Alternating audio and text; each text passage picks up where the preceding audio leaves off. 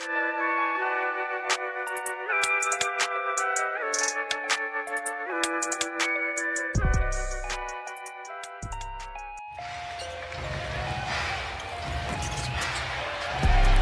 there's the final rebound.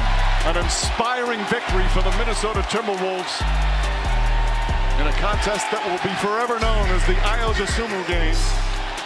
Jokic and McDaniels square up. Players trying to break it up. There's still 1.3 remaining. Julius Randle furious.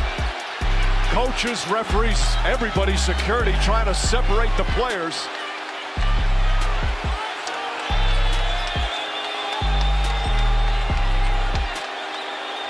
You hate to see this game end this way. These two teams, again, they've had some rough, tough physical battles.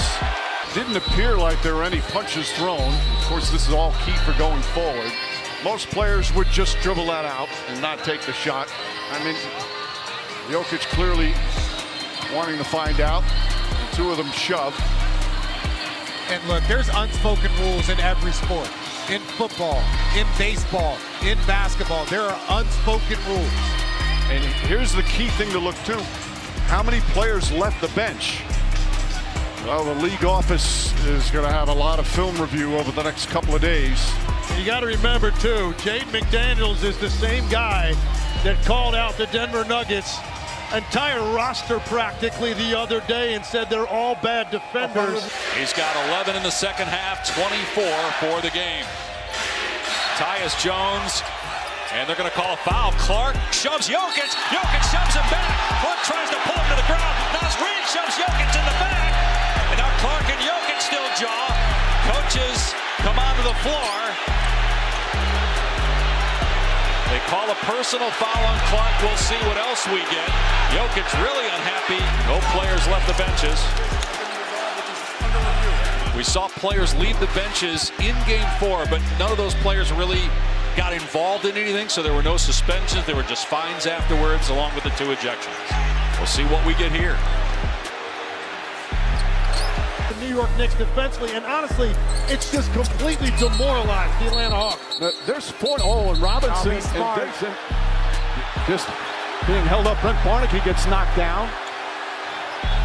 Robinson wants to go after somebody. They're trying to separate two. Robinson really upset. The frustration's coming through for the Hawks right now. Robinson responding. Did not see what started it. Okongwu was doing an excellent job of trying to keep him away. Robinson, they pulled him away several times, but he keeps going back. Rick Brunson now is talking to him. Mike Brown yelling at him. Mitchell Robinson is a player that rarely loses his temper. But he is so upset. I think there was an loose ball foul on Mitchell Robinson after the missed free throw. Following that, we have an altercation that does not dissolve. We will take a look and find out if there's any penalties that need to be assessed. Well, look, they said a loose ball foul on Mitchell Robinson. There it is right there. And Robinson just grabbed him, didn't look to throw any punches again. I didn't see any punches thrown. But it's more the continued pursuit. That's the issue right there, in my opinion. Hopefully it's just a technical, but there were multiple pursuits of each other on both sides. It has been determined that there will be offsetting technicals for Mitchell Robinson and Daniels. Both players have been ejected from the game.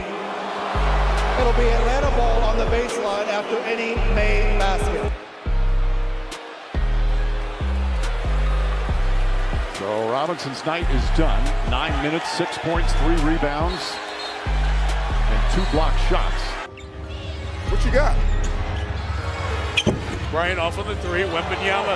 Goodness. He goes the rebound. Oh, that's an elbow. That's an elbow by Victor. And we got a time with Daniels. Naz Reid was the guy who took the elbow. Everybody stays on their respective benches.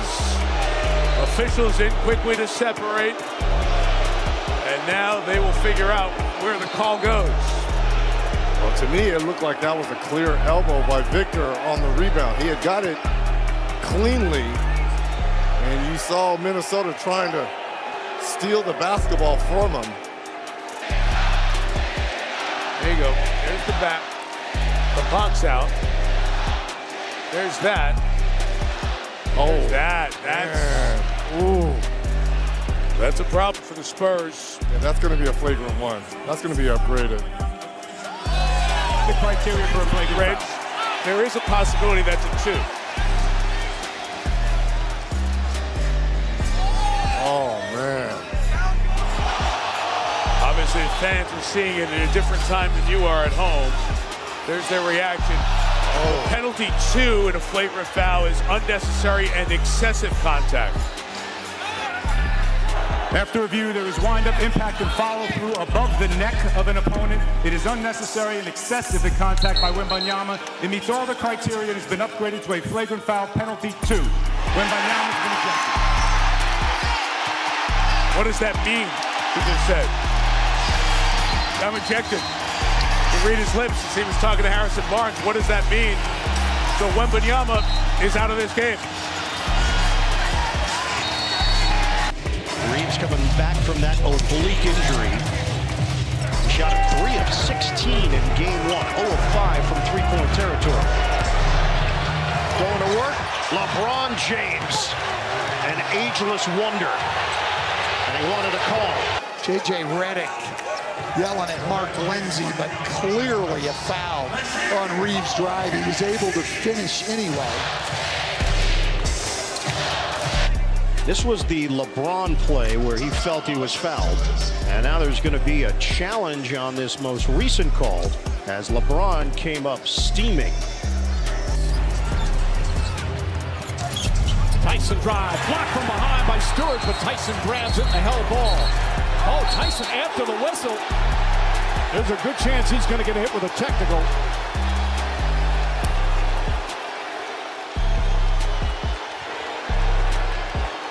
No, they'll jump at center court. Tyson and Tobias Harris going nose to nose. Tyson's got to be careful here because if he got a tech on that first one, gets a double tech here, he's gone. And wisely, Donovan Mitchell and his teammates pushing him away. Looked like he had an open layup. Didn't expect to have that blocked from behind. And now it's just a little bit of bravado kicks in because Stewart ends up ripping that jump ball away from him. Stewart.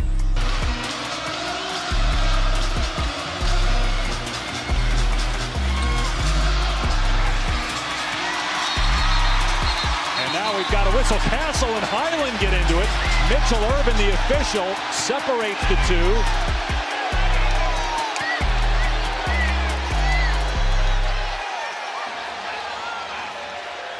And Anthony Edwards comes in to play peacemaker. Chris Finch, you see him in there. Looks like he has words for one of the officials.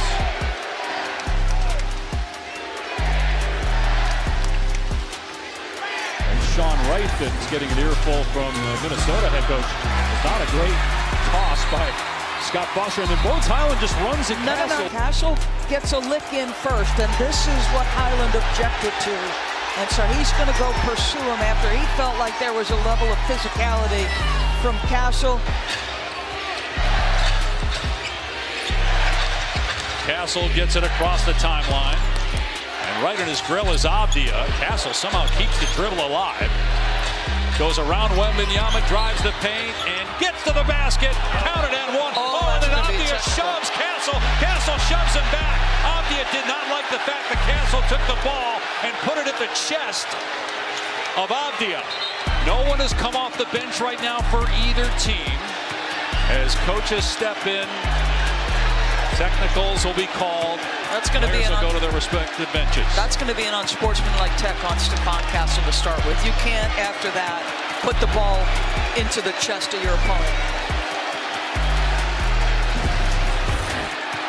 Now, will they give him a tech for that response?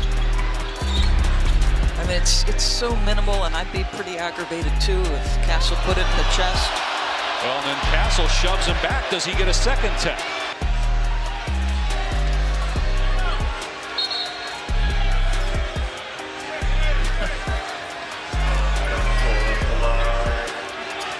Interesting with the Minnesota injuries, what happens going forward. Avidija fouled by Fox. Avidija didn't like it. He gets up, Klingon, his teammate, trying to keep him from going after Fox. And now Avidija trying to plead his case to Mark Davis, the crew chief. So a technical foul has been called. See who they called it against. Just saw Rhei, the official, signal for a technical. It's going to be Avidija that gets the tee.